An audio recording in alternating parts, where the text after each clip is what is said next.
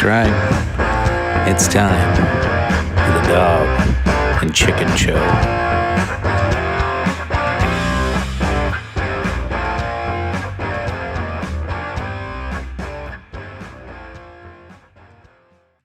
Ladies and gentlemen, welcome to episode 4D, the big 4-0. Tony, we're in person for the first goddamn time.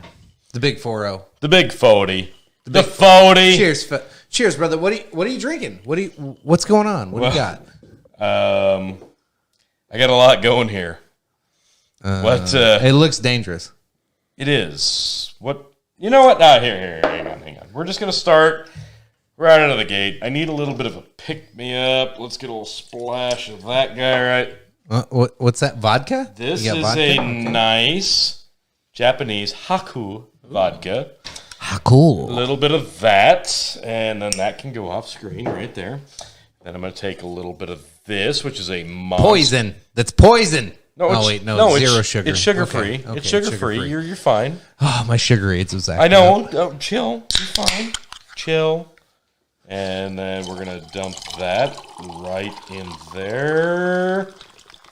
Look at... Ooh. It kind of looks gay and sexy at the same time. Fuck you. Well... Tell me that's right out of the gate. Right out of the gate going that. Okay, so yeah. And then we're going to go this route right here.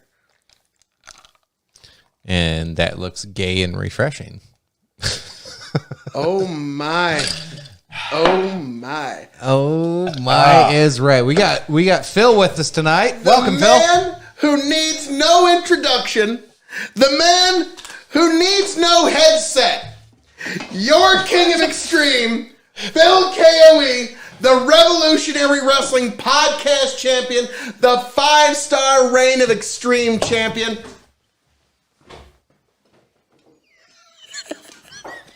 And we are here in the studio. We are here in Castle KOE, if you will, with Chicken and Tony. They have graced us with their presence. Chicken, you have come all the way down from the land of the north. Yes, from the cold north wall. Chicken's come down from Canada to be with us tonight. Yeah, more or less. Well, Tony, I'm glad to see you're just a little. Just a splash. Just a splash. Just a splash. Tony, what was that a splash of? That. Did you have to spice it up a little bit? You have to put that a little bit. This is Haku vodka, Japanese vodka. It's the only Japanese vodka you can find. And Phil and I reviewed this during our Wrestle Kingdom, I think, night one? Night one. Night review. 1 was Haku vodka. Night 2 was Kamiki, which Chicken actually has a little bit in front of him right there. Yes, he Yes. does. What's your take on that, sir? We're good. So yeah, okay, we're all live on set, so now we're trying. Tony's getting to see the real software. And how it should work. Yes. So the right side is what's actually being recorded right now. The left side. How is do we if I know push though? the button. Like I'm used to the camera popping up when one of us talks, and You just start talking so you see yourself. That's what you typically no, do. I'm just used to Phil being on screen all the fucking time because he's always the loudest. True. But now I have full control. Phil can talk all he wants, and I don't have to switch the camera to him. You It's don't great. have to switch the camera over to Nope, me, Chicken. I don't, and I'm not going to. You're just costing yourself ratings by the second because the KOE Nation, they have their demands, sir. Their demands, their necessary needs. Okay.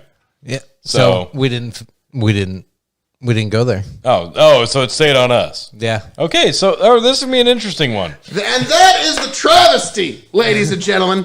I'll That give him a spotlight. This is chicken censorship on the Dog and Chicken Show. You've Alex heard Jones. of And Alex back. Jones. And Alex back. Jones. And back. Oh, sorry. So yes, no, I just well, hang on, one more time. Hold on. This was going back. What did you even feed me? What is this? That is Kamiki Japanese maltage. It's a blend of Japanese whiskey and scotch, and it was aged after the blending for 2 years in a cedar cask. So Japanese whiskey? Yes. And scotch? Yes. Yes, it's a blend. It's a maltage, as they call it. So with Japanese whiskey, like what am I looking for? Because I am not a Japanese whiskey connoisseur at all. I don't think it's a bit of a rarity. Yes. Yeah, it's because the cedar cask, you're going to get a little bit more pine than normal. Mm-hmm. But it's Japanese whiskey tries. Some of them try very hard to mimic Scotch as much as they possibly can. Others try to go their own route on it. So this one is Scotch with a pine. Yeah, no, I agree with that. It's a very clean finishing, Scotchy feel. Scotch with a pine is what I'm looking for. Okay. Yeah. Give it a go. What do you think? A little different. It like burns. Wow.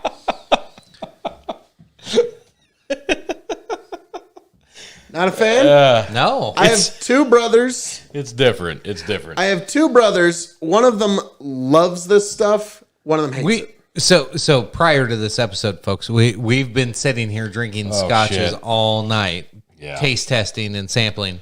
Yeah. I've never felt a burn like that all night. Like, Where's the bottle? You got the bottle? Yeah, hang on one second. Go ahead, grab the bottle. Let's take a look at that. what are you doing over here, Phil? Hey! Now you know we are officially on set. Phil has migrated onto our camera. There he is. Here you go. Kamiki. Kamiki. So Kamiki, Kamiki. Hopefully you can see the bottle there. It's different. It is a little harsher. It looks like a samurai whiskey finished in cedar casks. Yeah, no, that's accurate. That's actually batch number 1. Ah, yes. You did get a good bottle there, yeah. Is it supposed to be that harsh? Mm-hmm. Yep. It was like a dragon jumped in my mouth.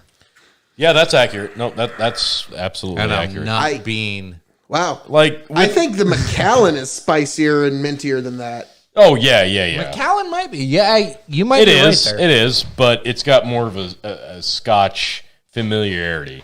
This Japanese whiskey has the best description I heard actually was just the other night when I watched a video of a whiskey expert, if you will, trying Irish, Scotch, Japanese bourbons. Said Japanese whiskey is not necessarily a different approach to blending and aging whiskey. It's a lifestyle, if you will. So it's more the approach. Getting sophisticated. Yeah, it's more the approach. And this is I don't know. I thought this was a good one. I haven't had a lot of Japanese whiskeys, but I did actually like this one. But I think overall, I actually liked the vodka just a little bit better. Really? Yeah. It's actually a pretty good vodka. It is. You It can is see. very clean. I've only had a couple drinks of it, and it's been a big popular one here at Castle KOE. When I'm entertaining, people have been very into the Haku vodka.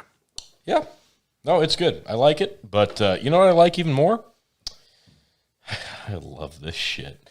I got a bottle of this at my place, and I'm going to drink a little bit of Phil's because it's delicious. This is Napogue Castle 12-year single malt Irish whiskey. It's just amazing. Aged in a bourbon cask.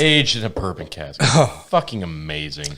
I'm still trying to finish the rest of this. I can't let it go to waste. No, don't let it go to waste. It's good. It's good. It is good. I see you've got some Templeton here.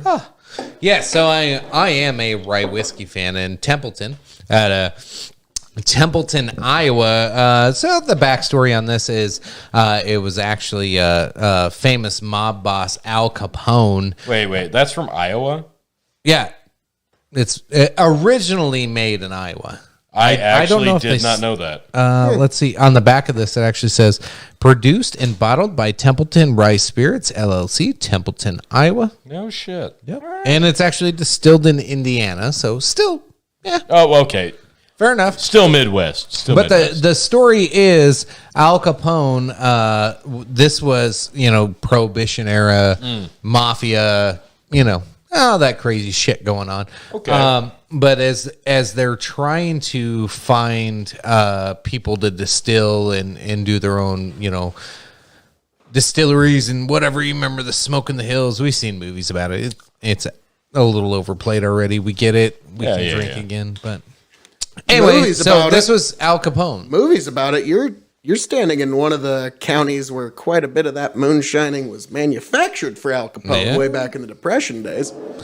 And this is actually where it actually brought up the whole Iowa thing. So, Phil, do you know anything about the town, Templeton, Iowa? Or I do not, but I was just pointing out that the county that we're standing in right now was one of quite a few counties that was a major manufacturer during Prohibition era of what could best be described as bathtub gin, and that was all over the hillsides here in this county because bathtub corn kind of easy to make grain whiskeys and gins and such when you got a lot of corn around. So that's an interesting little piece of history in this little corner of Nebraska.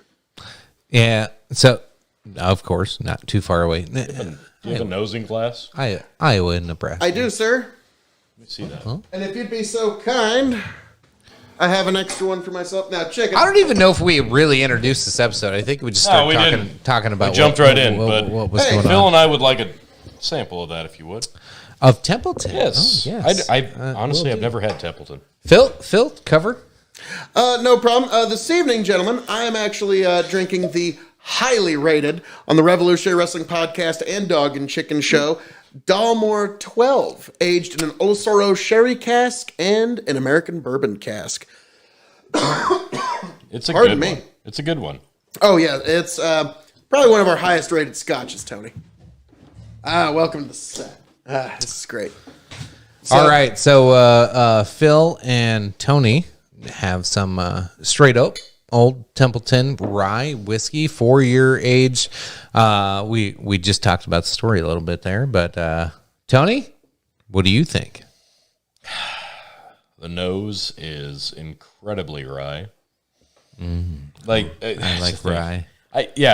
For me, like pretty much any rye, it smells like rye. Like I have not had a rye that stood out amongst the other ryes and went, oh yes, that's a much better rye than this rye. Rye smells like rye for me. Phil?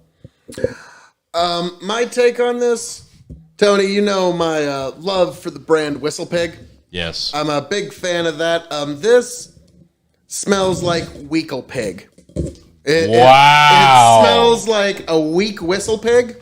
Wow. And hang on, there's a slight dish soap smell to it as well. Whoa! Put it to your nose again. Tell me I'm wrong. Hang on. Damn it! Now, I know. Now I smell it. Yep, Weekle Pig with a little bit of a dish soap smell. But let's see. Jack Daniels has a very, very solvent smell, but a very sweet palate. So, and remember when we had that JP Weisers, that really shocked us. So, let's see how it hits the palate. Okay. Now remember, folks, that smelling versus tasting, sometimes you get a compelling result. Oh. Half flat cola. It's not overbearing. Rye with half flat cola. That's what I'm going to give this. It's actually pretty subtle for a rye. Yep, that's very subtle. So as a rye whiskey, scale of 1 to 5 stars. For a rye, actually, I'm going to give that a 3.75. I actually like that. I'm going to give that a 2.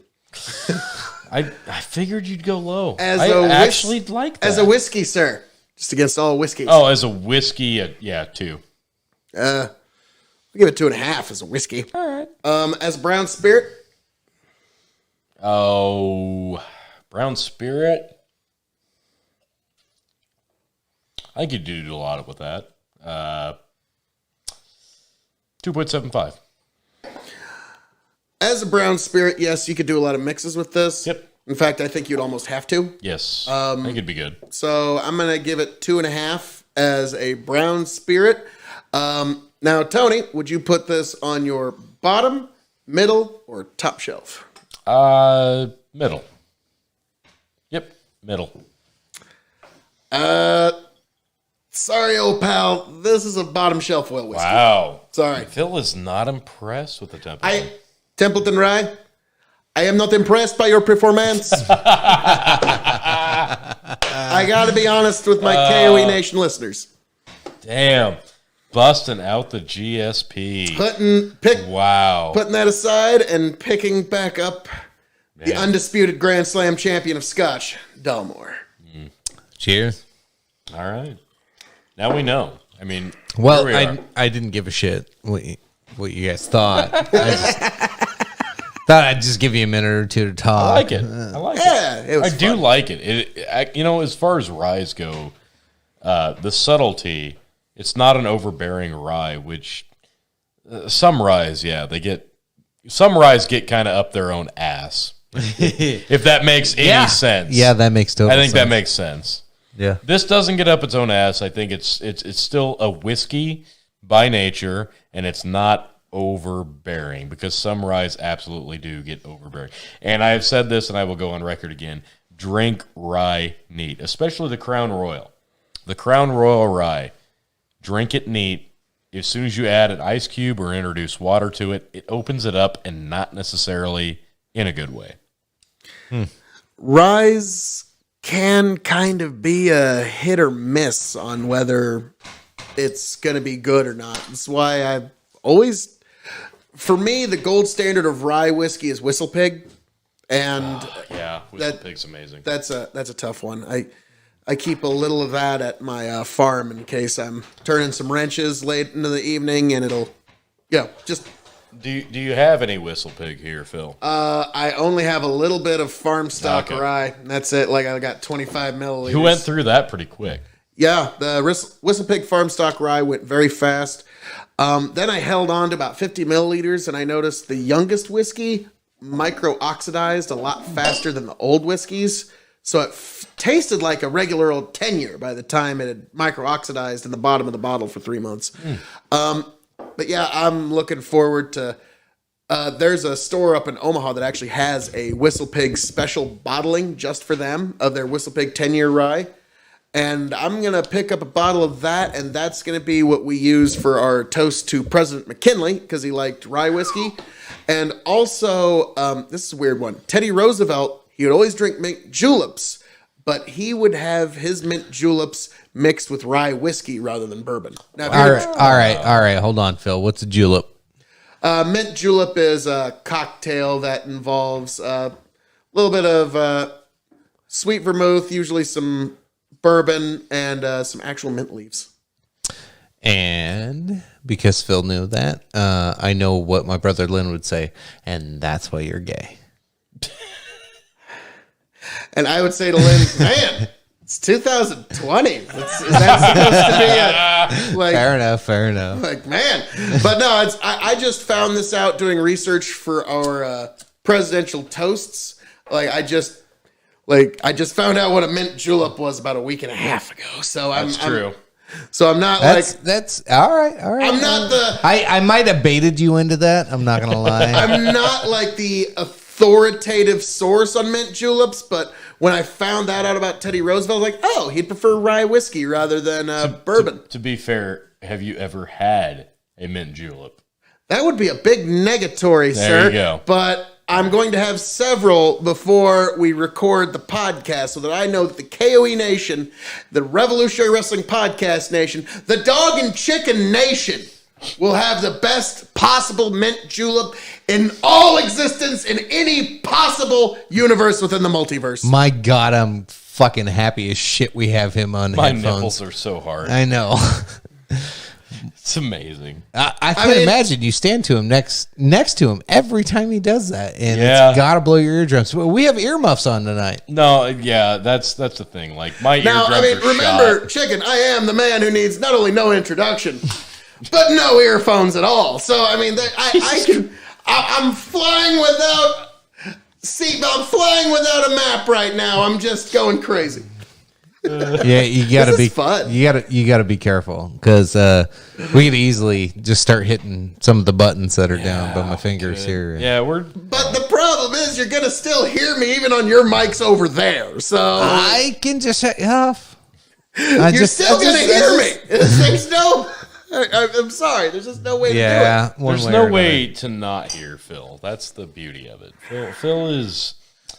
That is the beauty of it, Tony. It's Phil is transcendent of audio. Thank you. That should be stitched into a pillow, marked onto my gravestone. Phil KOE is transcendent of audio. I mean, Tony, flattery will get you nowhere, sir. It's a flat Earth. Oh my God. Speaking Okay, of so flattery, hold the What? fucking phone. I don't know how this started, where it's gone. So welcome to the Dog and Chicken Yes, Show. Apparently, hey! we don't This have a has been fucking fun. any idea what this is. No, gonna episode be. 40, baby. We got nothing. well, Welcome. apparently they say the coronavirus will be cured with whiskey and honey. That's the rumor. Don't hold me to that one. Allegedly. So if that's the case, we are doing all we can to hold the coronavirus at bay. You hold no power here.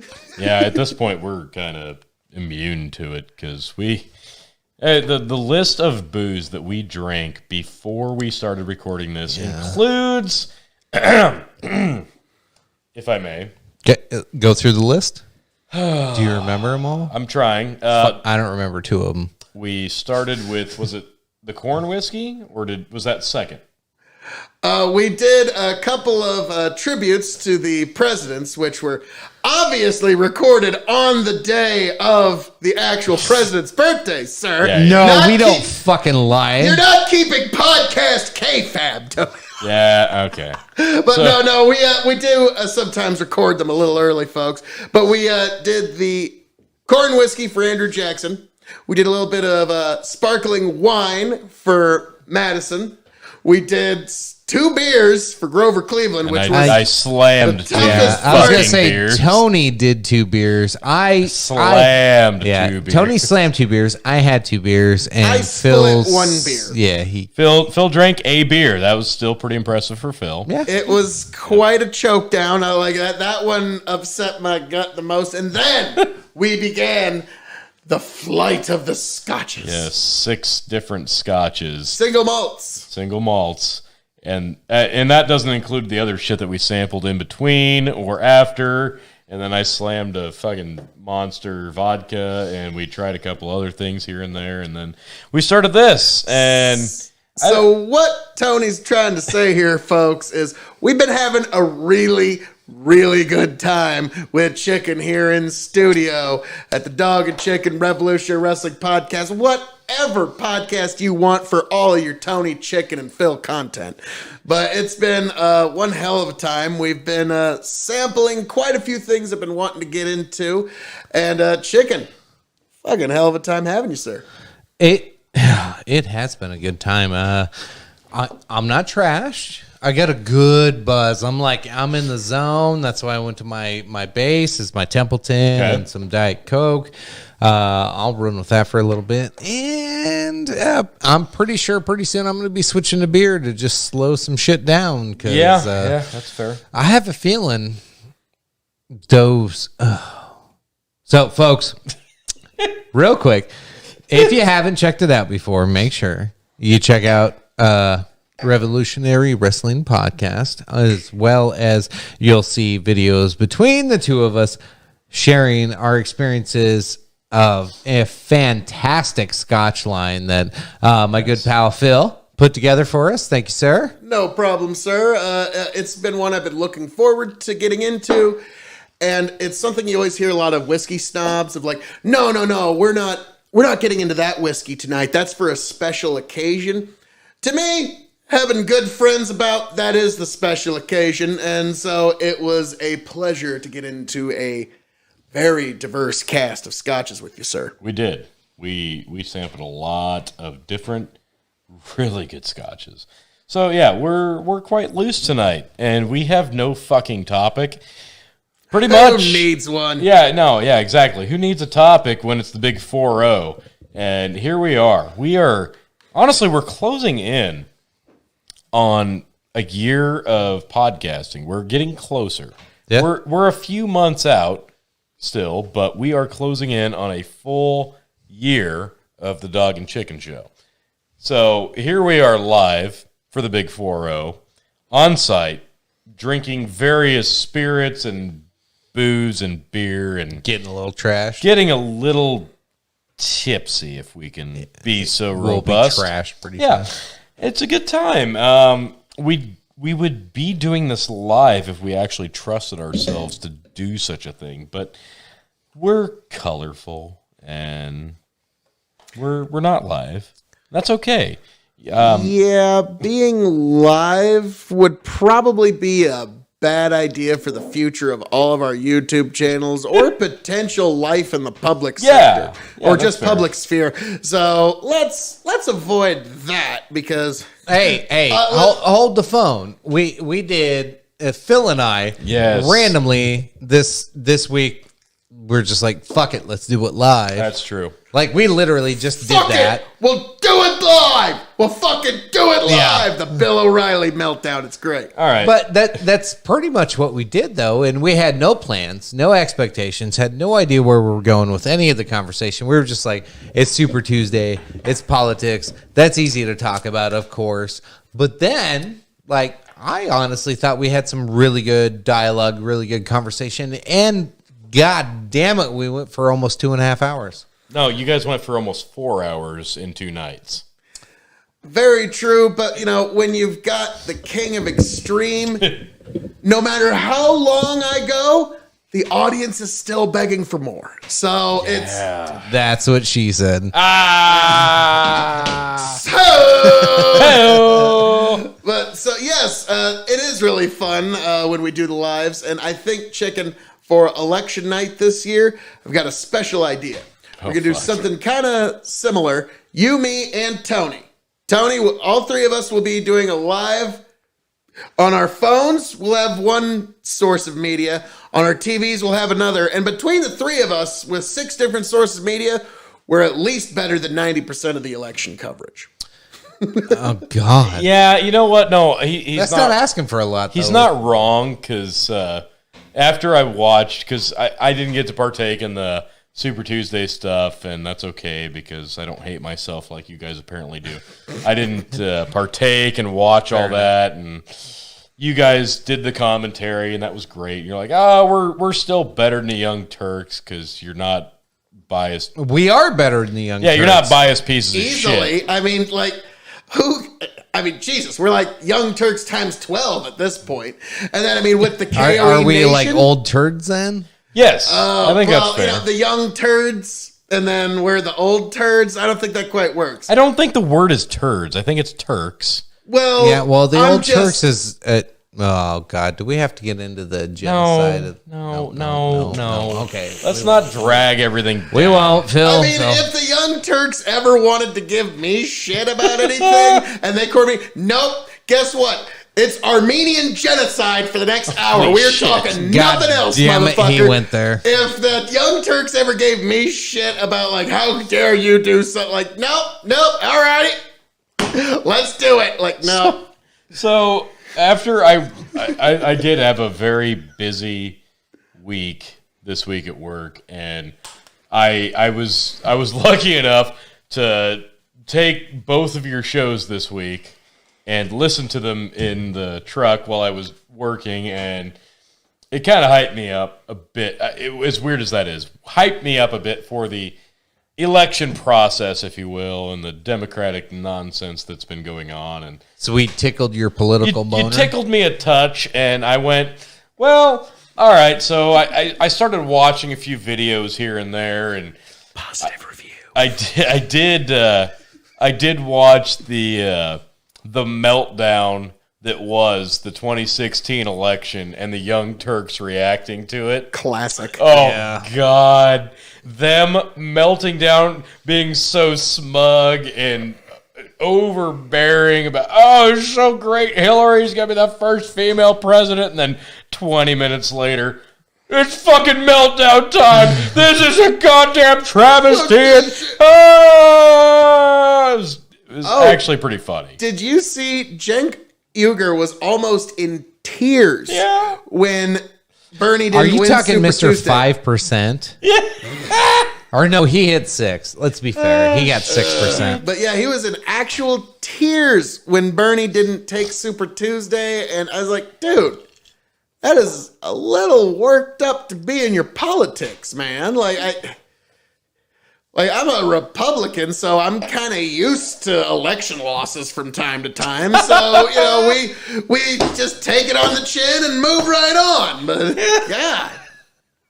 No, you don't. You cry and you freak out about it. And basically, you dedicate the next 3.5 years to basically letting it ruin your life. Oh, wait, no, you said Republican. Oh, sorry.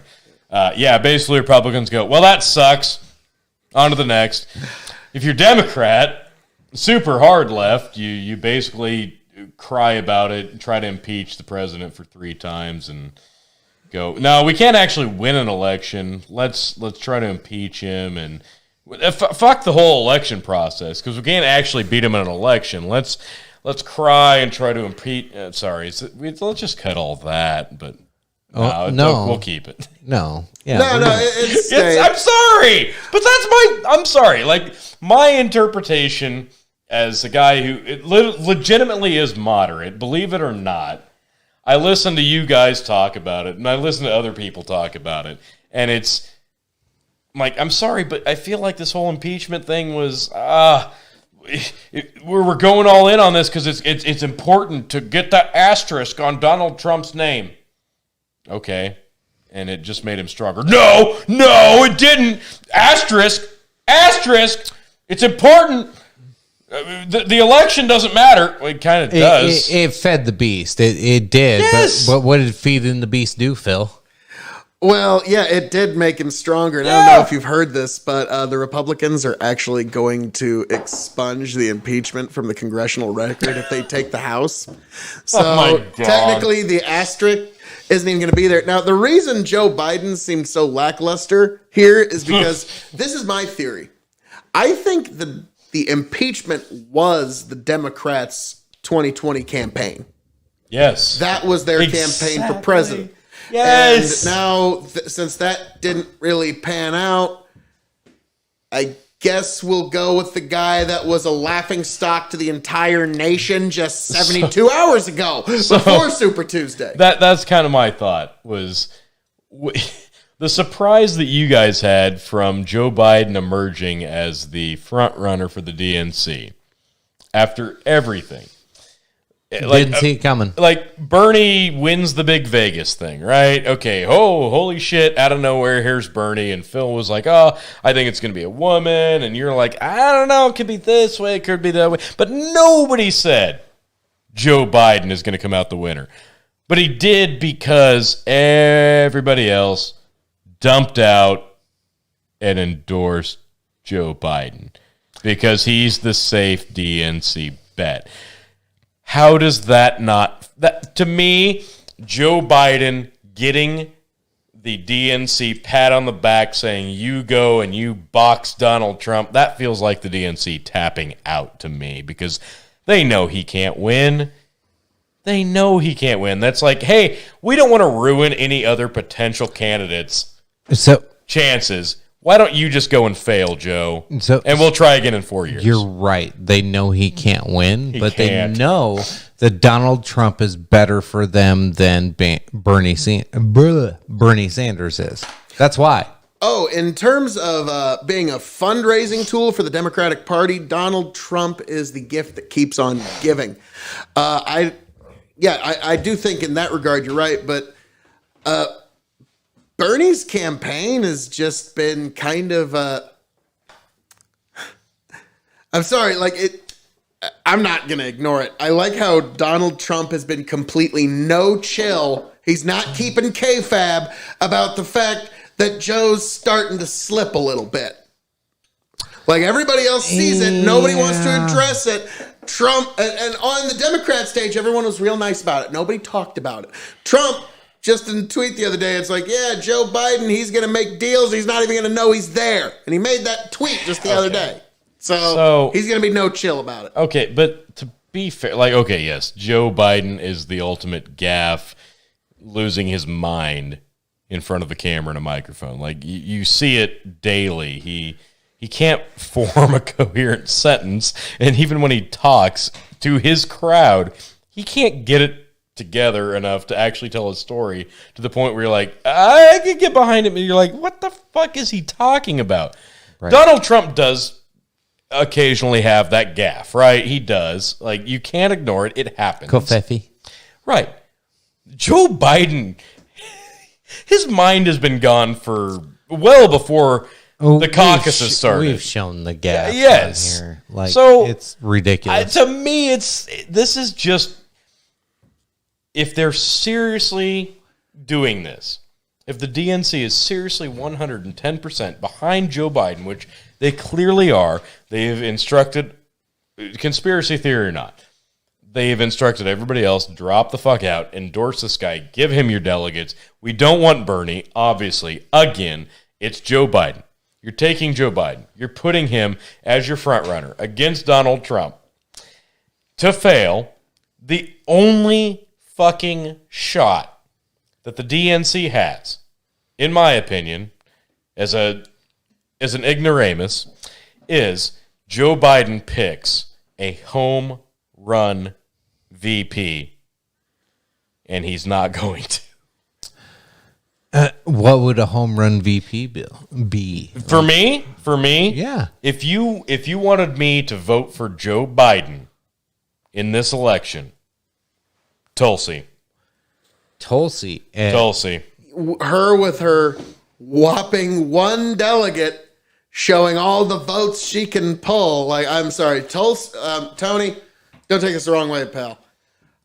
I have a better chance of being the Democrat VP than Tulsi Gabbard. That is not happening in 1,000 years. You're right. It's not, and that's on them. Because guess what? The people that are going to vote for Joe Biden are going to vote blue regardless of who the DNC nominee is. If you want to appeal to a larger scale of potential voters, have Joe Biden pick a VP that doesn't just appeal to the people who are going to vote fucking blue, regardless of who he picks.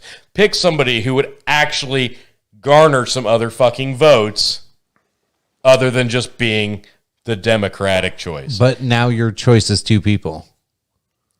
You can't just vote for Joe Biden because you're going to get what? 2 years? No. 2 years out of the fucking guy before he goes, I'm too old and senile. I'm talking your selection for a Democratic candidate is down to two people, and this is what they picked. Yeah, and in terms of, I don't know if there was any backstage working or not. Like I mentioned earlier, Chicken, Pete Buttigieg was not going to drop out. He was actually quite defiant. He was not going to drop out. Then he gets a phone call from Obama.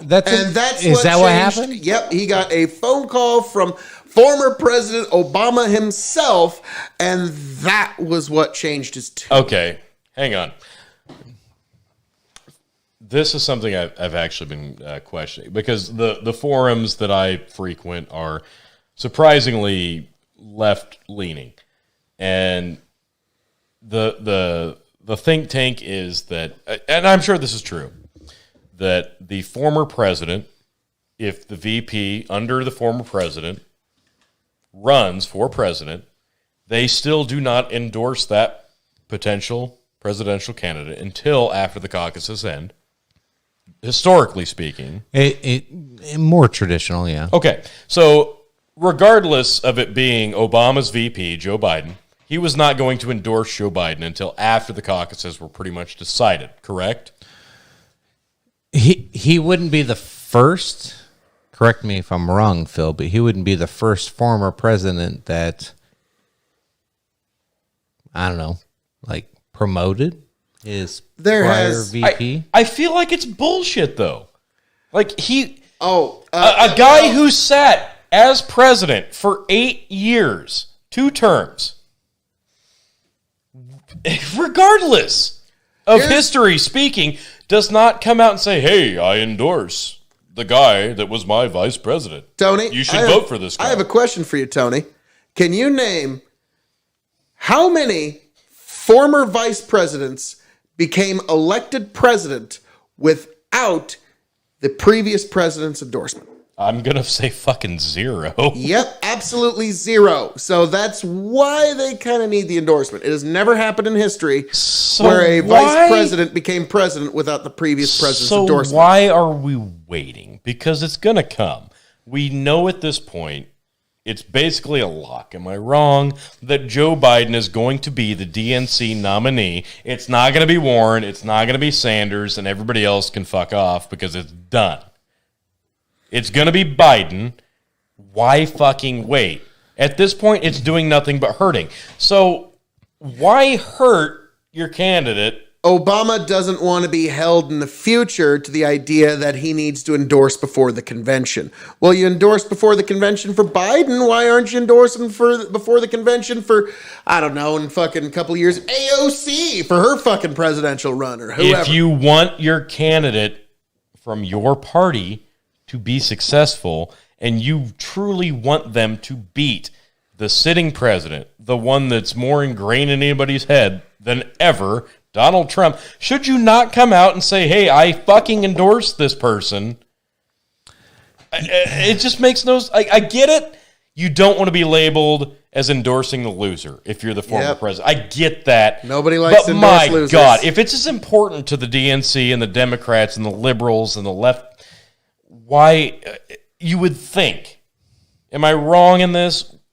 He should come out and say something, even before it's decided. And it's decided. Tony, Trump is a really handy fundraiser for the left. He's probably made more money for the Democrats than anybody else you could ever imagine. So, it's kind of the, backstage K-fab. We pretend we hate each other up front, but in the back, we like the fact that our supporters hate him so much. The left supporters hate Trump so much that he is the goose that lays the golden egg in terms of fundraising. I'll be honest. Like this week alone has been the most fun I've had discussing politics with the people I talk with on message boards ever, because at this point, I do not give a fuck. I literally this week alone, within the same 1 hour window, with the comments and the posts that I made, I was not only labeled a right-wing nut job Donald Trump supporter, but 30 minutes later, I was labeled a Bernie bro within the same fucking hour with the comments I made. That's how insane people have gotten. Like, I'm saying the same shit. I'm saying this, and I'm saying this, and I'm still getting labeled hard this way and hard this way. And that's what makes me feel so fucking good. Well, nobody wants a middle anymore, and that's... No, God, no. That's the problem. No. The best part about being moderate and middle is the people that want to be called middle and moderate. And as Phil alluded to on your live show, are there really that many moderates? Because I'll be honest, I do lean a bit right, because I think more people that I talk to that are right-leaning have a little bit more, I don't want to call it sanity, but I shit together. It's less passion, it's less personal bias. It's free thinking, and I think that's important. I've noticed, and don't take this the wrong way, T, a lot of people that call themselves moderates are some of the most dedicated down-ticket voters I've ever met in my life. Mm-hmm. They call themselves moderates, but they are some of the most dedicated Democrat voters you've ever seen in your fucking life. They call themselves moderates, but they're the most dedicated Republican voters you've ever seen in your life. To me, I call it the great disappearing, non-existent moderates in the modern American life, because I'm sorry, when it comes to the election here, when we decide whether it's Bernie or Biden, it's probably going to be Biden, but Biden between Trump.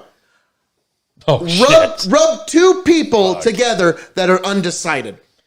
Yeah. You're not going to find it. People, the battle lines have been drawn. The political tribes have decided what their war paint looks like when they go into this election. And polling backs this up. We have become more politically divided than we were 20 years ago. There's less common opinions now than there were back in the 90s. So to me, I get what you're saying. Okay. I want to. You said a lot of things there. I want to believe in moderates. No, it's just you don't. It's my experience that teaches me otherwise. You fucking don't. It's like an agnostic, and like they have faith that moderates exist, but they've never actually seen one. Okay. Yeah, he's going there. Okay. You said a lot there, and I'm trying to It's a lot of truth. So many words. So much truth. Yeah. So many words. Okay. So again, I want to reiterate that yes, the boards that I frequent they label themselves as moderates, as free thinkers, as progressives, as in the middle, even though that translates into anybody but Trump, anybody but Republican. Republican is the devil. And as soon as somebody kind of identifies themselves as anybody but the Republican, okay, fine. It gives up everything that you're talking about. Yeah, it cheapens every word you have after that when you just. I'm just gonna do anti this. It just cheapens everything you are. There you go. Like that's the beauty of it. It's so insulting to the idea that you are in the middle. Like I'm getting labeled as a Bernie bro and a Trumper within the same fucking hour with what I'm saying, because I'm actually trying to, battle what one person says versus what other person says. But I just can't fathom the fact that this person's out of their goddamn mind this way and this person's so stubborn on this side. For me, I did not vote for Donald Trump. I didn't. I voted independent in 2016. I did. I have a picture of that. Me too. I can find it. Okay. And hey, don't say that. Don't say that. Well, all right. You took a picture of your... And with that, folks, we're going to take a short break, and we will get right back at it.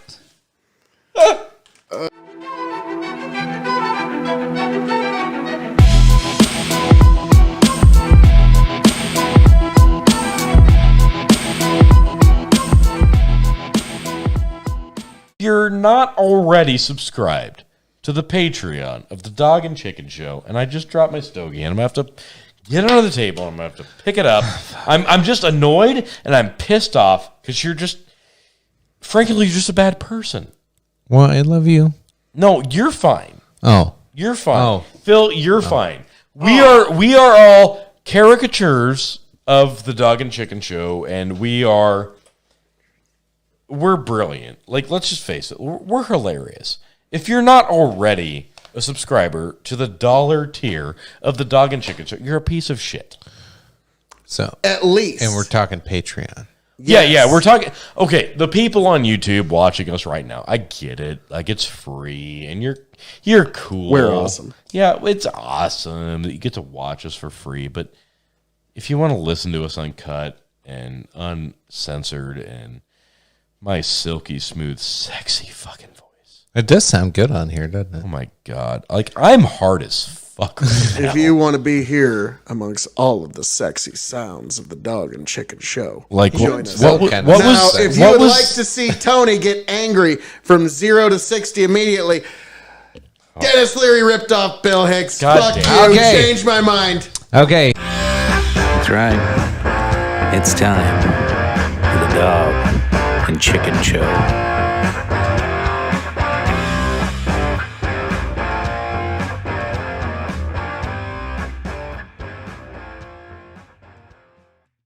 Bill Hicks or Dennis Leary? Hang on. You shut up.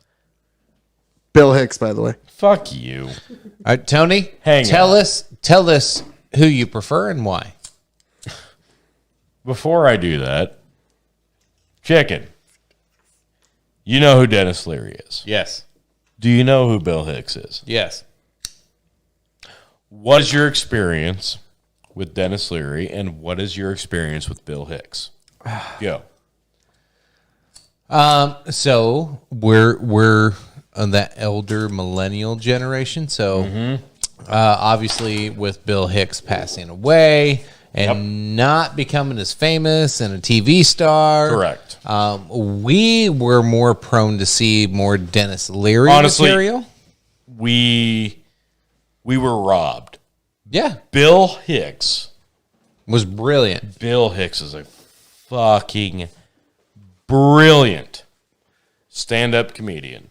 Bill Hicks, am I wrong, would have thrived as a dirty TV. I hate to take it just back to this, but Dennis Leary thrived on like FX and the HBO setting. That type. He was the FX. Yeah. He was on he was the fireman. What Rescue. show was that? Rescue Me. I'm going to Great say show. it Great right show. now. Rescue Me is one of my absolute favorite TV shows of Tissues. Tissues. Tissues. Dennis Leary on Rescue Me is one of the It's a great storyline, great character. even if you don't like Dennis Leary, yeah, Rescue Me is one of the best TV shows. It was great. I love it. Yep. Love it. Of all time. That's one of my favorites. Yeah, Dennis Leary, I will be honest with you, Tony, he does strike me as a guy that wanted to make it mainstream and was willing to do just about anything to make it mainstream, Yes, he was. including stealing a joke or two. You know, Dennis Leary's very good. He's a very energetic performer. He does well. The asshole song, that's all him. Oh, Jesus. what was the song? Christ. I'm an asshole. Big I'm an fucking asshole. The world's biggest asshole. All right. Yeah, that's enough. Fun times. But I'm sorry. Like, yes, I was exposed to Dennis Leary first because he had such mainstream circulation. And then Phil. I found a Bill Hicks Okay. album All right. that was dated far before No. Dennis Leary's No Cure for Cancer Okay. special. Here we And go. it was the same shit. All right. And then, as much as I hate to say it, Tony, after No Cure for Cancer, the next album was a steaming pile of shit because there was no one there to derive the humor from. So, what Phil's talking about. Okay. We are absolutely diverting from the politics, and we are Much more jumping important. into stand-up. This is incredibly dated stand-up. Incredibly dated. This is the battle that needs to happen. This is severely dated stand-up. It's been a long time coming. Okay. So, oh man, my introduction to Dennis Leary, and those of you unfamiliar by the name alone, Dennis Leary played Tommy Gavin on Rescue Me on FX. If you've watched that show, that's really probably his He's claim. been in a few movies. He's been in a lot of fucking movies. He was Suicide Jesus. Kings. Oh God, What dude. was the Christmas no, one? Cut back to Phil. Okay. Suicide Kings. Jesus. That was a damn good movie. God, Suicide Kings. For me, one of my top 5 favorite movies of all fucking time. Christopher Walken. really? Yes. Yes. Suicide Kings Christopher ended up- fucking Walken.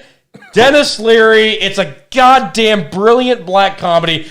Nobody likes that movie. I So- fucking one of you know what, and that's a topic we can get into in another time. One of my absolute He's passionate favorite about this fucking movie scenes of all time is Dennis Leary and the toaster scene in Suicide Kings. It's the fucking It's brilliant. So hang on. So let me get this straight here. So you're saying it goes from basically Citizen Kane, The Godfather, Overrated. Blazing Saddles. Oh, how dare you! Even if you don't like The Godfather, It's good. It's good. It goes, like I said, Citizen Kane, Okay. Godfather, Okay.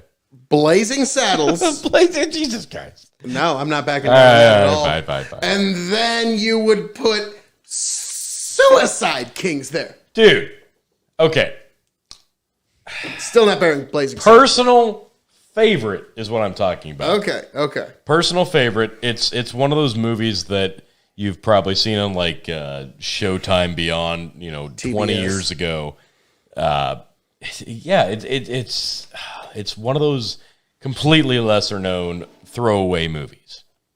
The cast, I mean, you've got Johnny Galecki of Big Bang Theory, Roseanne. Gotcha. Yeah, he's in it. I mean, you've got a cast of really good actors. You've got Christopher Walken. You've got Dennis Leary, and it's a dark comedy, and it's every scene is so much fun. If you've not seen Suicide Kings, and it came out in the mid-early 90s, great movie. Watch it.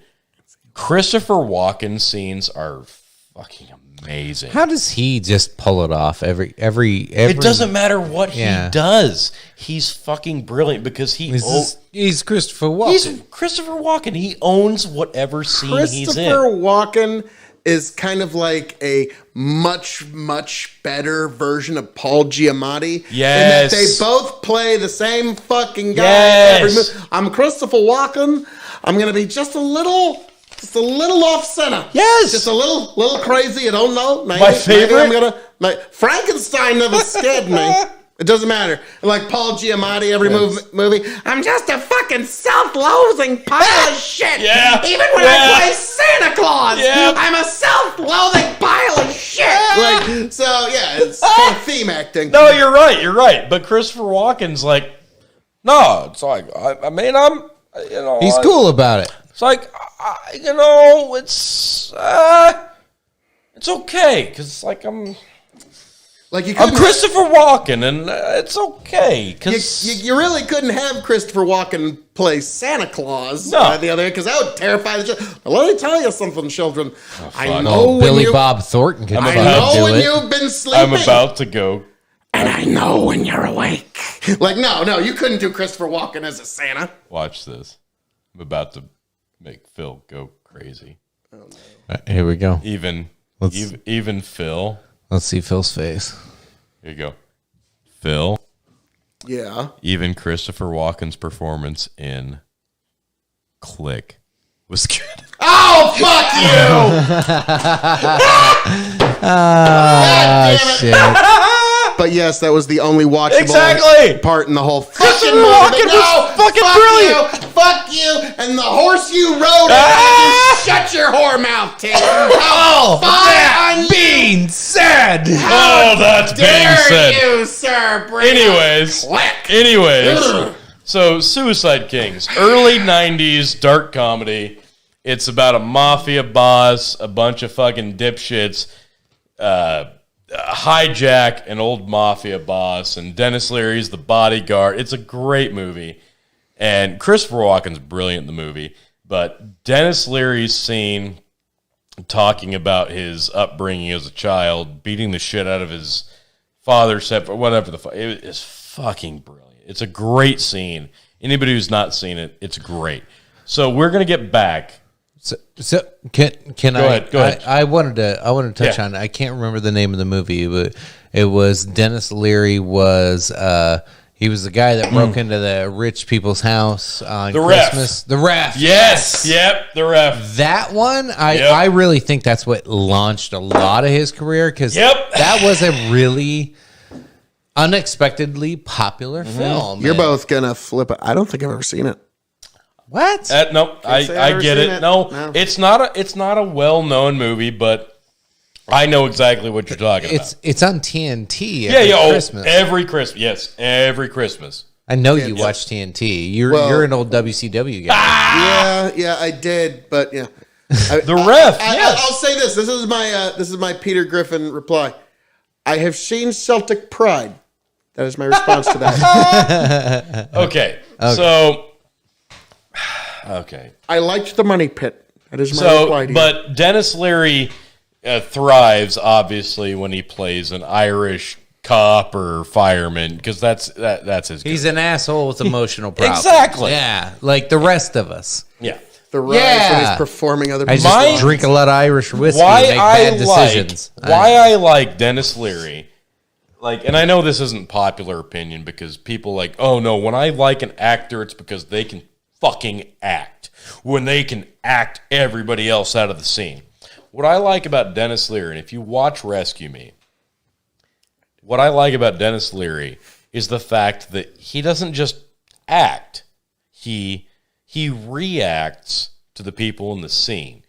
Okay. He reacts to the people in the scene as people would actually react in real life. He stutters, he stammers on his words, and he goes, and he kind of fumbles on himself, reacting to those people who just said an amazing line because there's a handful of actors in Rescue Me who are fucking brilliant actors and actresses. I mean, top shelf actors and actresses. And when they deliver one of those brilliant lines to him directly, and he goes, ugh, and he stumbles on his words a bit. He's real. It feels real because that's how you react. Because people don't actually talk like those brilliant actors and actresses. They react how he reacts, and that's kind of always been his forte. And I love that. How many times you got confronted by the old lady with something you had no answer for, and you would go that exactly. That's fucking real. We do that. Yes. Like he's just like and then you turn into the grape lady. Exactly. Oh my god, I can't breathe. Yes, and he's always thrived. I discovered in that. That's a good time to just be stone fit. You know, that's one thing poker taught me. Just don't. Nope. You've already failed if you start ums and the uhs. So, why I enjoyed Dennis Leary as an actor was because of that show specifically, but also because it felt real. His reaction to actual scholar actors, because he's always surrounded himself with a cast of brilliant actors, and he kind of interjects himself as a reactor. He's not a brilliant actor. He's a brilliant reactor. And I like that. I like that because it feels real. So let's get... But if we're going to compare them as comedians, and I think that's what we're doing here. Let's get there. If I may. Yes. If I may. Yes. Go ahead. Bill, give us your take. Tony, I'm going to be honest with you. Yes, you're absolutely right. Dennis Leary is a great actor and a great performer when he's doing other people's shit. See, here we go. He's great at it. Here we go. And yes, I'm going to punch up because there's no... know. Here at the Rebel, I'm fine with this. Chicken Show, I'm going to Go punch ahead. up a little bit. Go ahead. Why not? I mean, hey, if we can get a little Dennis Leary hate, that's nothing but good. But no, I'm sorry. Like you're saying, oh, he's so great in this show. He's so great as an actor. Yes, he's very good. Hey, name me all those great Bill Hicks TV shows. You would never do a Bill Hicks. He would never do a show. He even had his own joke about that if you do some kind of commercial, you are off the artistic playlist. Yeah. You're now just a shill whore. It's like Jay Leno. This is actually one of my favorite jokes of Bill Hicks that never got the love it should have. When Jay Leno decided, oh, fuck you, T, I know. It's like, now let's nod our head no at the grandfather of Irish comedy here. When he said about Jay Leno, hey, everybody, remember me? I used to be funny. Yeah. Yeah, eat Doritos. I always loved that joke because it was just so punch. And so, I'm sorry, but Bill Hicks was the progenitor. No. You're okay. Jesus. So, Bill Hicks, for those of you who don't know, is one of the absolute best stand-up comedians who clearly passed well before he should have. He was a fucking master on the stage. Bill Hicks owned every stage he ever stood on. He owned a crowd. It didn't matter what setting he was in. He was very subtle in his delivery. He wasn't like Dennis Leary was, like you said, very animated, very. That's his character. Yeah, that's his character. Yeah. He was overbearing. He'd deliver that overbearing personality to the crowd, and they ate that shit up. Bill Hicks was much more conservative in his delivery. He owned the stage, and people really had to go on that journey with him to appreciate his humor. And it's always brilliant. And I've seen many Bill Hicks specials, and the parallels between Dennis Leary and Bill Hicks are absolutely 110% undeniable. Why? Because the two guys wrote comedy together for fucking years. So, holy shit, who would fucking guess that there were similarities in their fucking stand-up routine? Guess why Bill Hicks is more respected and more fucking... why would you steal Bill Hicks' routine? He's dead. Because he's fucking dead. Actually, Tony, what you said there, God, I hate to do this to you, pal, but that actually made it's okay, be wrong. That made your argument weaker. You're saying the two of of them... Oh, of course it did. Because you're Joe Biden. The two of them... Oh, no. I'm Trump that's about to Biden you here, son. Mm-hmm. You're saying the two of them wrote jokes together and that they were cognizantly Well, you can't aware, prove it otherwise because he's fucking Dennis dead. Leary is cognizantly aware that this is a joke that Bill Hicks is using, and yet years later in the timeline decides to still use the same joke? That actually he makes should it stop worse. using jokes because one guy died. Yeah, that's it. That's fine, but credit him. Give him the credit that he deserves. Yeah, that's how stand-up works. I'm going to stand up on stage and go, oh, here's my joke, and be really animated. By the way, another guy and I wrote that joke together because that gets laughs. Don't claim it as let's be melodramatic here on stage for no fucking reason. Here's my totally original joke. If sailors have ever had to tell your mother to watch your mouth, you might be a redneck. That is my completely original joke made up by me. Phil just went full Jeff Foxworthy to prove a point. Is Jeff Foxworthy from anybody stealing his jokes? Jeff Foxworthy to try to prove a point. So hold on. But no, hold on. Go ahead. So what Phil is he's trying to express that it's no different than him stealing a Jeff Foxworthy joke. That's what Phil's saying. With the same context and basis that Jeff Foxworthy has his own. But the only argument I have with you, Phil, is that's a tagline. Yep. It's like the I might be a redneck or like, so that's a tagline. That doesn't change that. What it does is it baits people to correlate it a little bit more than it should. Yep. Now, hold on. Distinction without a difference, sir. I'm sorry. There is a big difference there.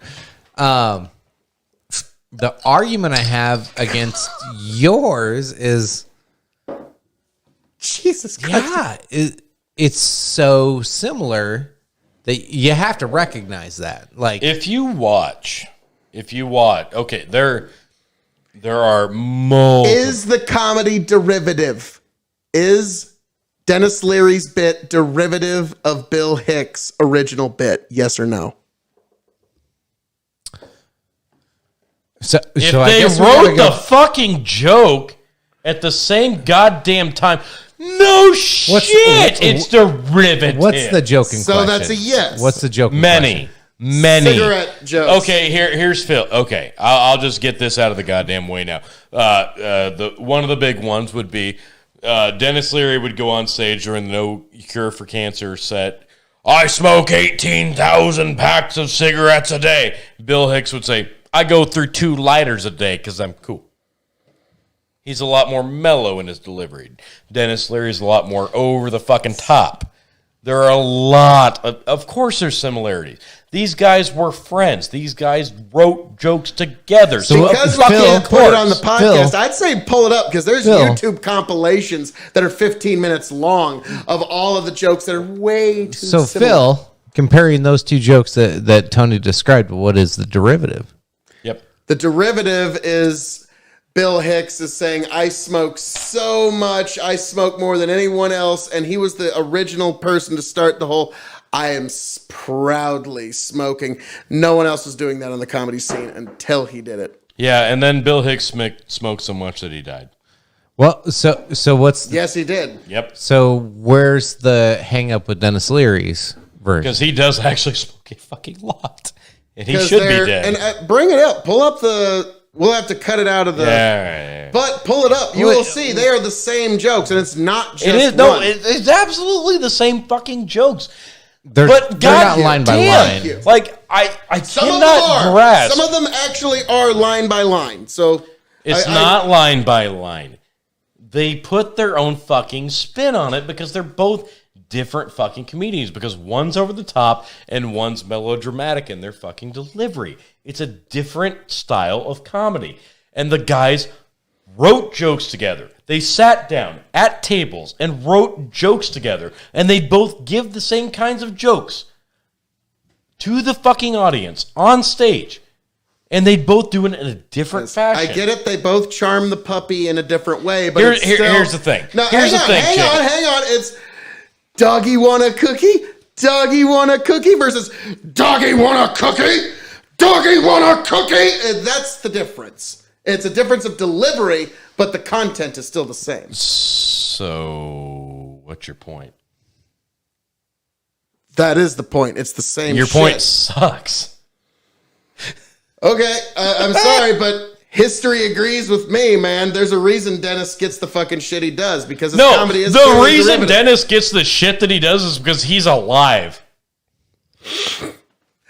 But I'm sorry, I'm but- absolutely fucking right. Dennis gets the shit that he does. Because if Dennis Leary would have fucking died in the goddamn 90s and Bill Hicks would have lived and went on to do goddamn TV shows, guess what? He would be fucking hated and go, God damn it, Bill Hicks, you stole Dennis Leary's material because we only like to shit on people who are alive, and people that died, we like to fucking put them up on a Christ-like fucking stature, and they're goddamn brilliant. The timeline vindicates Hicks, though. Because Bill Hicks died before Dennis. And his Yep, jokes you're were right. out to Absolutely. the public before Yep. Dennis's were by years. Yep, because Bill Hicks died.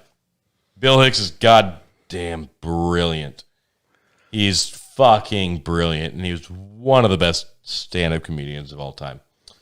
All right. I will say this. Moment, folks. Hey, no, 1 second. I will actually say this.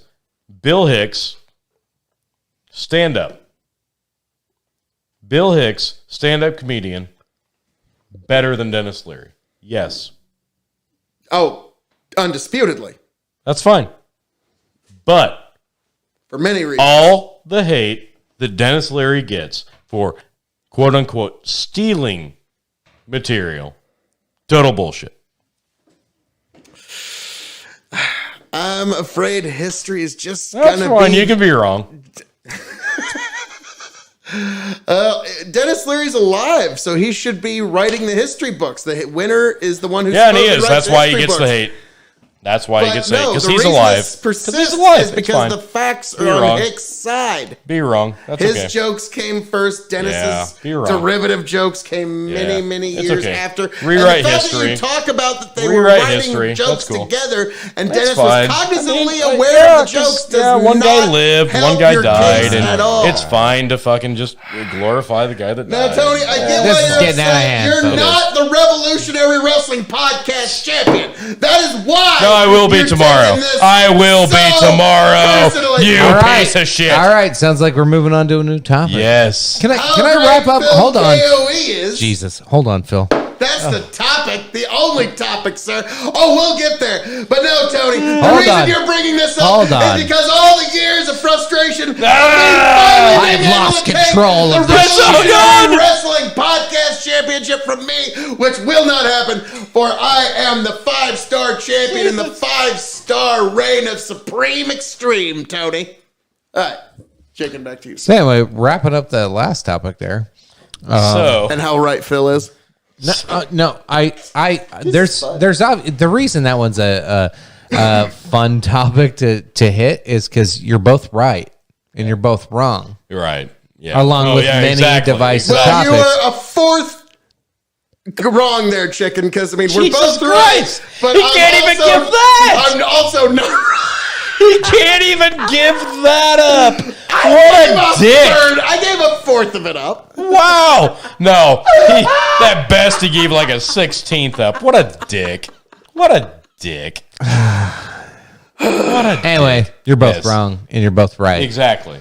I will take that. There's enough argument for the questioning of it, but the one point you made, I honestly do think it could have gone either way because we really don't know with Bill Hicks, not being around. It's unfortunate because he was a Right. brilliant Is unfortunate, stand-up and comedian. how dare I even think blasphemy that if Dennis Leary would have been the one that passed and Bill Hicks went on, would that thought process flip? Exactly.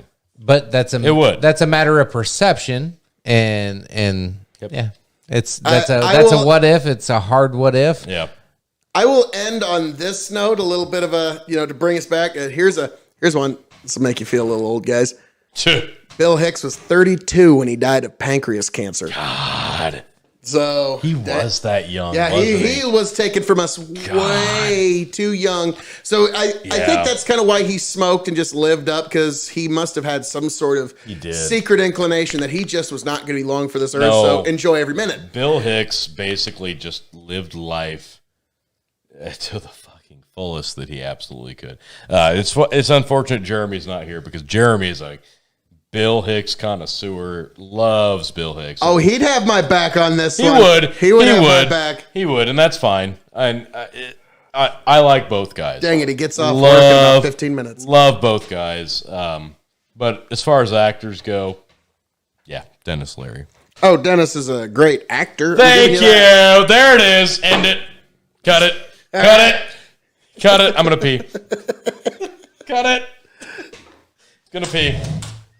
And folks, we're jumping back in.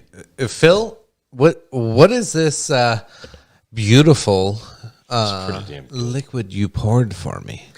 That is Trelawney Estate Hampton Overproof Jamaican rum. It's Overproof. done very traditionally. It's 120 proof. Yes. It's done very traditional style. 120 of proof? Is that Caribbean rum. necessary? No, it's not necessary, but Well, it is what it is. Overproof, we actually get the word proof in our alcohol from rum because sailors used to be actually paid in rum. And they would take a small container where they would pour the rum in, put a small measure of gunpowder in, light it, and if it sparked, that was proof that it was high enough alcohol content. If it didn't spark, that was your ass. And so overproof was a way of saying this is the super good rum. And so what you got is a good example of what the sailors throughout the Caribbean from the 1700s to the present would be drinking. Interesting fact. I did not know that. I learned something today. There you go. Thanks, Yep. Phil. Up until 1971, British naval sailors were paid in rum. That's face. Yeah. Oh, wow. Take another nose for the camera. Yeah, take another nose. I'm not taking one like I did before. This is a science project, fucking sniffer. It's It is strong. it is strong rum. Oh my god. That's what they would refer to super as strong. admiralty strength. Because the admiral of the Navy would be drinking it that strong. Yep. I hope this is all he drank. It's like one little shot of this. I can already tell this thing is like, that is dangerous. They would normally put it in a cocktail called grog, which is 1 part rum, 2 parts water, and just a little bit of either some lemon or citrus juice, because they would consider that medicinal on the ship because it would help the sailors from their teeth from falling out. But Chicken, what's your take? So, do you typically do this on rocks or? I did it on rocks myself. I liked it on ice. Yeah. I normally put it in a cocktail, but that's just me. Make a great daiquiri.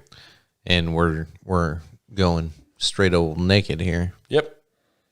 All right. Good luck. Give it a little bit. I just can't put my nose over it, though. It's so strong. It's strong. It is potent. Yep. My God. Enjoy.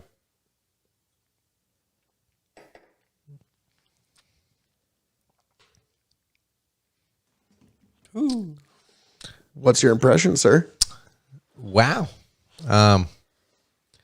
That was a small sip just to like get it all the way through my mouth and get some good flavor in there without like, because I knew it was going to rush with a burn. I felt that burn. Feel the burn. Yeah. With that small of a sip, I could see enjoying that, but it is potent. Even that small of a sip, that is potent. Like, you know how that feels, Tony, when you like, whether, you've had too much to drink or not, but you take that one shot and you feel your stomach and then all of a sudden your mouth starts to water. I just have to smell this and my mouth wants to water like I'm just completely trashed. I can about imagine. Yeah, this one would make you ill if you're not careful with it. But I guess, back in the day, I bet this was really goddamn popular.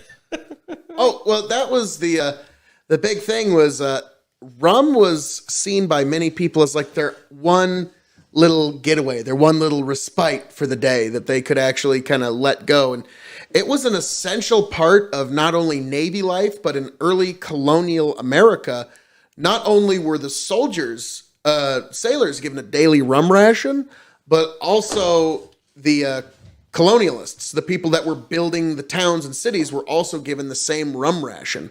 And it was the only way to really keep the people's morale up. And it was a part of the soldiers' daily pay. They would not go to battle without their rum ration. Fair enough. I don't know. Like, if that's my daily pay, that's pretty good pay. Yeah, there's nothing like going to battle without just downing copious amounts of high proof liquor. Like, this is high. Like, I want to go battle people, but first, just give me the highest proof of thick ass liquor, and then I'll go stab people. Yeah. So are we rating this one, Phil? Actually, Tony, I don't think we've actually. Yes, we did. But Chicken, in terms of rum, how do you rate this? 1 to 5 stars. Too strong. 2 1/4. 2 1/4. In terms of a brown spirit. You can do a lot with this. You can. In terms of mixing. You can. I'd probably say 3.5. Like, a lot of potential. It's still really strong though. Top, middle, bottom shelf, sir. Oh.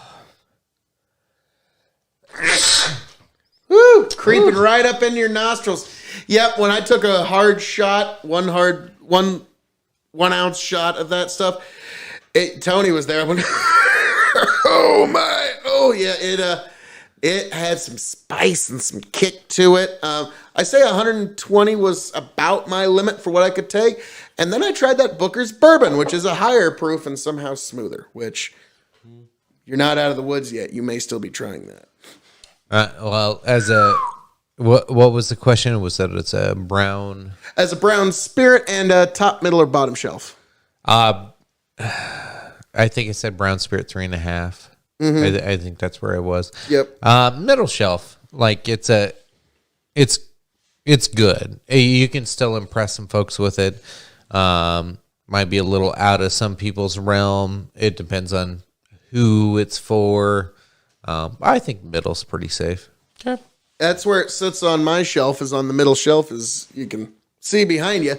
But I just was curious of your take on that. That's some of the strongest rum I've had, and I wanted your take on it. And on Black that's Tot strong. Day, you can join us for that day when we do our salute on July 31st, which was the last day that the Navy ever issued rum to its British Royal Naval I don't soldiers. think that's in a real 1970. day. No, it's a real day. Look it up. Black Tot Day. July 31st? I don't think that's a real day.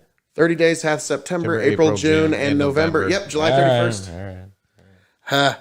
My father would be proud of me on that one. He taught me that one when I was 5. He sang a song to you.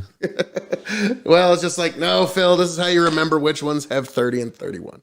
So, but all that being said, moving right along. Chicken, topic du jour. Well, last time we all were chatting, well, Tony didn't get in on a lot of it. I don't know. Let's touch on coronavirus because it has continued to be the central topic of today. I still think everybody's overhyping it and panicking a little bit, but a little bit of panic, not panic. Little bit of awareness is a good thing in my opinion, but has it gone too far? We've seen Kroger's and other places start limiting items. They have security guards in aisles so you don't take too much toilet paper. This shit's getting worse. Now, Australia was like the worst of the worst on any viral videos I seen, but it's coming. It's coming to America. My general preparedness is I'm kind of a germaphobe. So I'm just going to continue with what I'm currently doing. One would hope that would be enough. Now, who knows? We now are up to, I believe, when I listened to it, it was either 12 or 19 confirmed deaths from the coronavirus in the United States at this point. Well, let's be honest. So, the infection rate and death toll, we can go over all that stuff, but this is going to be big. There's going to be a large amount of Americans that get infected with this. Like, is that any doubt at this point? No. It is going to be, it's going to spread about like an average flu. It's just really, is the effect going to be greater on a greater number of people? And with the media, it is going to get amplified. But I've noticed something. I've tried, and there's people in my life that don't watch the news at all. At all. And I've noticed they're not freaking out about this. Have you noticed that? Like, it's the people that don't pay attention, like, they're fairly well informed, but even when you try to tell them about it, you just can't get them to freak out about it. And that's an odd thing about people that don't watch the news. They're not as easy to scare. Yeah, fair enough. I think there's I don't know. I think if at this point, like, I get now watching the news, but I think at this point, if you're so ill-informed on coronavirus, because I think everybody knows everything about it at this point because the media has just shoved it down your throat to scare the shit out of you. So you're right. If you haven't watched the news, you're probably not freaked out about it, but I think somebody's asked you about it, so you've probably looked into it by now. And if you haven't, you're probably one of those guys with a flip phone and off the grid and almost as crazy as Phil. Not quite. I was about to say, let's give me a little credit here. King of extreme, king of crazy, but oh no. But yeah, yes, this is going to be bad, but I don't think it's going to be the kind of contagion that some of the talking heads are saying it's going to be. Like, it will be bad, but I think this is going to come and go. There will come, like, this isn't going to be the new post-apocalypse world we live in. Like, everybody thinks when a big contagion comes, that's it. Like, all society just breaks down. I think it's going to be bad, but I think that theory is going to get tested. I think, call me crazy, at the end of the day, I do think people are maybe a little bit better than we give them credit for. No, I don't disagree at all. I think I understand what you're saying, and the fact that the corporate heads in your branch are taking measures for it is cause for some concern. I'm in the agriculture industry, and right now, this is the season where there's a lot of contract negotiations and customer relations, and there's hasn't been any rumbles of that, which is, we have international shipping. We have seed that comes from South America, from Europe, from all across the world.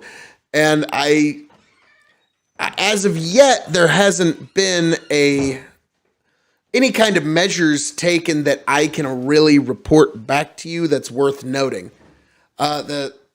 Which one would think that would happen, but yeah, in agriculture, we're dealing with international shipping all around the world, but the fact that your company has is actually interesting because yours is a lot more interpersonal, person-to-person relation, and as you point out, with your line of work, you're probably exposed to the virus quite a bit. I mean, we all have exposures. We're all social creatures.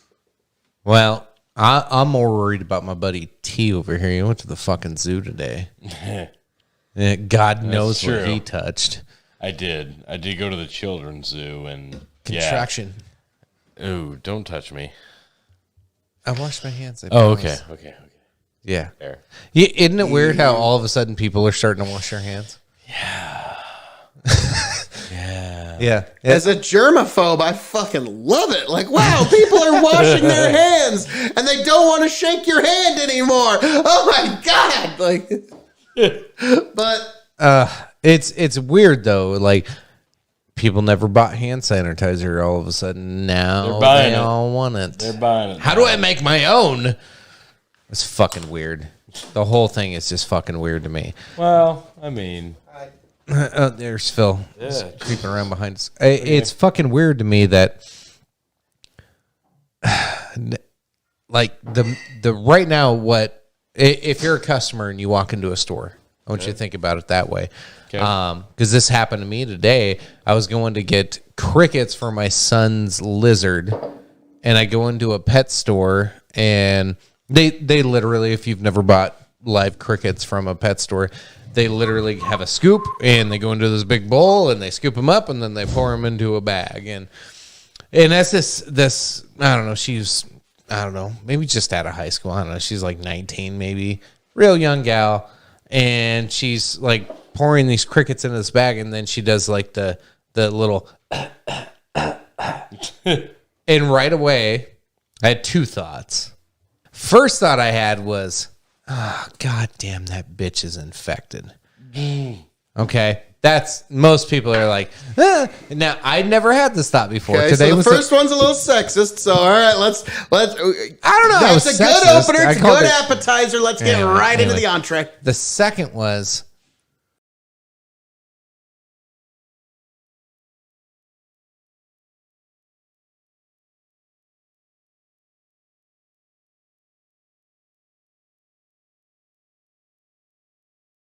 for those just paying attention right now, we're cutting back in over a little bit of a racy piece there. Too hot for you too. Yeah, a little too hot for YouTube. I'll get kicked off for that one for sure. Tony's shaking his head in total approval. I know he is. However, that does... Okay, so let's wrap up coronavirus. Final thoughts, coronavirus, like dead, alive, worried, not worried.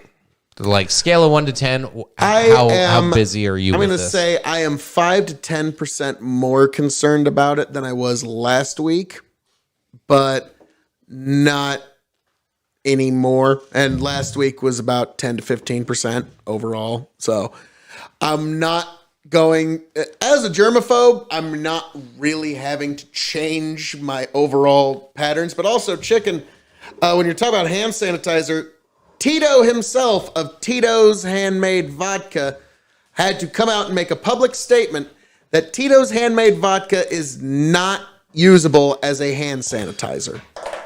which Correct. You need to have like straight up Everclear. Yeah, like some of the highest proofs, like even, I don't know if it were to be straight like whiskey, 120 proof whiskey. I don't even know if that would, like, I don't know. Now, I would assume, people just assume that because they've seen the movies. I think it was some of the Bourne Identity movies or whatever. Got a wound and he pours the vodka into his own wound. And now because of movies, people think that's what you're supposed to do. Doctors beg you, please don't do that. Don't pour alcohol into an open wound. It's more to drink to help relieve the pain because it thins your blood and works more like an ibuprofen. Well, yeah, it also stops your blood from coagulating in that area. And also, when you pour alcohol into an open wound, you're going to get shit-faced faster than you ever have in your entire life. Because straight alcohol is going right to your brain. Don't test me, Phil. Yeah, but that's... I'll try it. Yeah, well, how about we just make sure you don't have an open, gaping wound from here until the rest of your life? I would prefer that. That's fair. That's my goal. I would, let's try the same for you.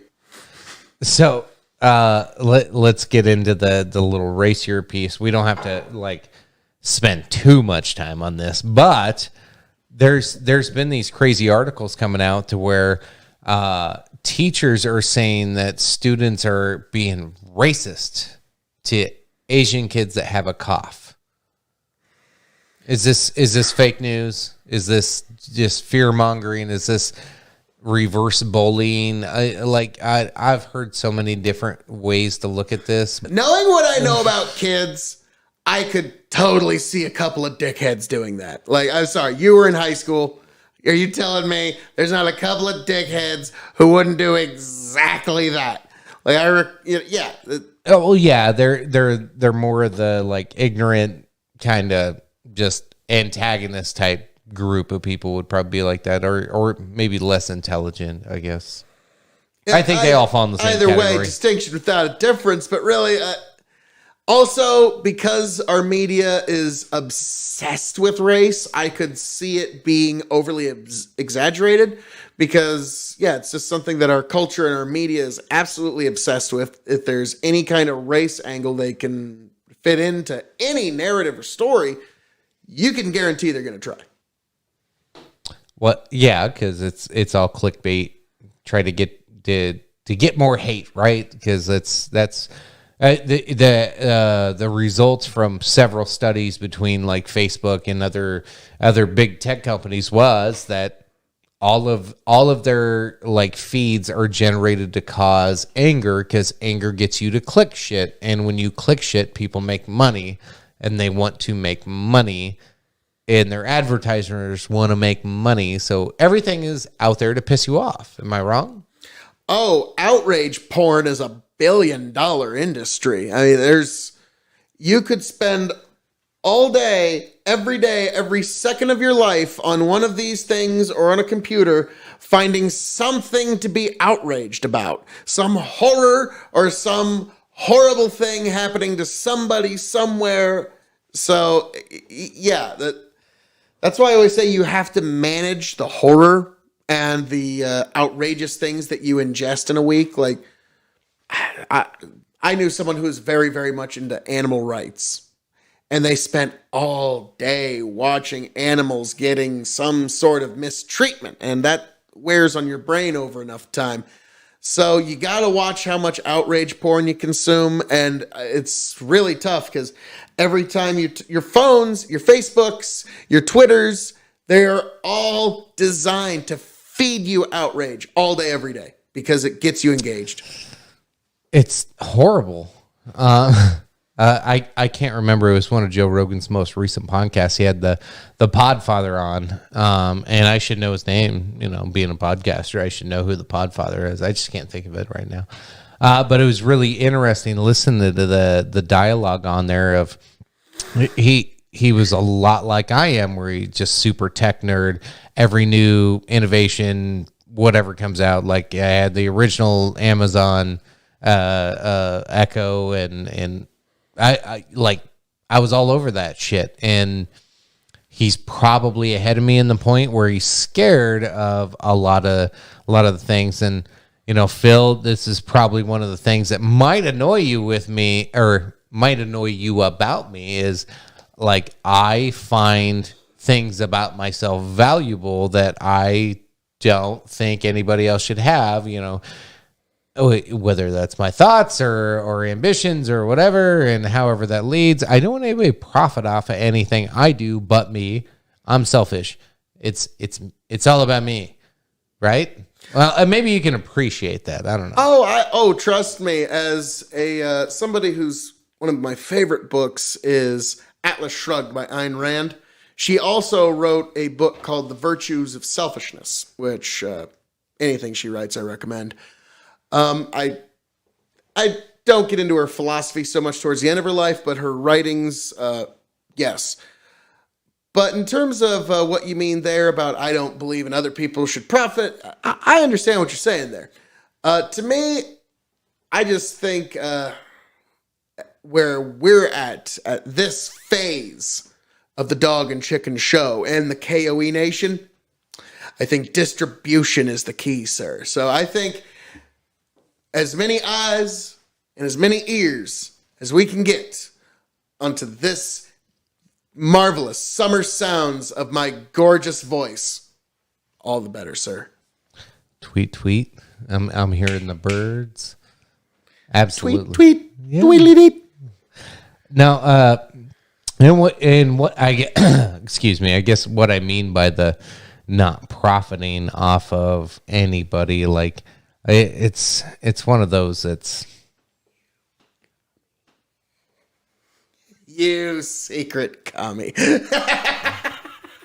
I'll give it. No, it's the data collection. So, like Phil, 10 years ago, did you know your data was as valuable as it is? I'm one of those guys that I try to minimize my purchases online as much as I can, because I knew from the minute there was data to be collected online, somebody was collecting it. It's so valuable now, and so many people have just given away everything. It's like there's a pretty good movie Joe Rogan had the host on. It was called American Drug War, and it had one of the higher ups from I believe he was the Crips, and this was decades ago. And he holds up his phone and he goes, "If you using one of this, you going down." Like it's been well known that there's backdoors into everybody's phone, and nothing that's done digitally is truly secret or private. Yeah, I think there's a little grossness to it, though, is that not only are we giving our data away, but many times we're paying somebody else to take our data and sell it, depending on like what app you're signing up for. Like there's a ton of those, like, whether it doesn't matter. Like on that podcast, it talked about like Credit Karma, where they try to talk you into paying off your bills faster to up your credit score, which isn't really your real credit score, but they like, unless you read the fine print on their commercials, you don't know that. And like, it's creating good behaviors, but like what creeped me out about that particular podcast with Rogan on there was the fact that they were talking like they're creating a slave nation to where these apps tell you how to behave, whether it be how to pay your bills and how to pay this and how much money to save and what you should do here. And then all of a sudden you buy an Apple Watch and it says stand up and breathe because apparently your heart's getting a little crazy. Like, and every portion of your life is being dictated digitally managed. Yeah. And it freaked me out listening to it because honestly, like I got a work one and a regular phone, and both of them all day long. Ding, ding, ding, ding, ding, ding. I get used to all these fucking dings, and I don't know. I'm at a point where a fire alarm would go off, and it doesn't sound like my phone, so I don't care. I'm so trained to it. It's fucking weird. It's sickening in a way. Like, man, yeah, it's the digital hamster wheel that we all find ourselves in the 21st century. These things, they do amazing things, but I don't know if you've ever read the book 1984 by George Orwell. Just have you ever read that before, Chicken? Yes. Okay. Do you remember the part of 1984 where they described the telescreen? It was a screen on everybody's wall that would give everybody constant 24-hour updates, but it was also monitoring them at all times. And now, rather than being on the wall, the great telescreen is in every one of our pockets, and we carry it around willingly because we can also play Angry Birds. And we pay somebody else. Oh, we pay lots of money to have a telescreen. We pay out the ass for our telescreens. We would be lost without them. And it's almost like an amalgamation of 1984 and Brave New World. I don't know how else to put it. It's almost like those two just smashed together, plus bright color games. So, Phil, like I know where I'm at. I've thought about it over probably the last week or two. Like, how far back could I pull? 'Cause I'm all about. I don't want my data shared now. This is a fucking terrible time for me to start worrying about that, as I fucking am launching the podcast and I'm working with you guys on these other ones, and we're launching all kinds of stuff. And now I have 2 Twitter accounts. I don't know why. I hate Twitter, but like, I have so many things to manage. It's so hard to do without one of these goddamn things. I know I have to have my work one. Otherwise, my job will be really fucking hard.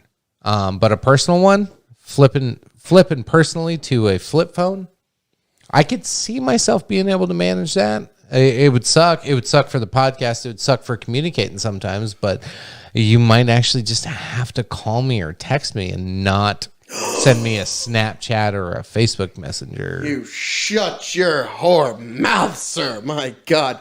We need convenience. But unfortunately, like, yeah, we're too plugged in. I mean, we all need these things now.